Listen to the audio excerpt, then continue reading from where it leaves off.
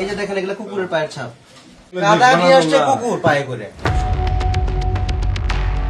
ফুচকা তৈরির কারখানায় গিয়ে চমকে গেলেন ম্যাজিস্ট্রেট। যে টেবিলে ফুচকা তৈরি হচ্ছে সেই টেবিলে রয়েছে স্পষ্ট কুকুরের পায়ের ছাপ। কিছুক্ষণ আগেই কোনো কুকুর টেবিলের উপর কাদা মাখা পায়ে হেঁটেছে, আর সেই টেবিল পরিষ্কার না করেই চলছে ফুচকা বানানোর কাজ। তোমার কুকুর উঠছে সেটা তুমি পরিষ্কার করো না, কুকুরের পায়ের ছাপ কাদা, কুকুরের পায়ে দিয়ে যে কাদা উঠছে সেইটা দিয়ে তুমি ফুচকা বানাচ্ছ। শুধু তাই নয়, ফুচকা তৈরিতে ব্যবহার হচ্ছিল নিষিদ্ধ রাসায়নিক হাইড্রোস। বগুড়ার নবাববাড়ি সড়কে অবস্থিত মুন কাচ্চি ও মুন ফুচকা নামের প্রতিষ্ঠানে গিয়ে বগুড়া জেলা প্রশাসনের নির্বাহী ম্যাজিস্ট্রেট ফয়সাল আহমদ এমন দৃশ্য দেখতে পান। যে দুইটা লোক কাজ করতেছিল, এখন তাদেরকে কি আমরা মানুষ বলবো না অন্য কোনো প্রাণী বলবো সেটা বলেন।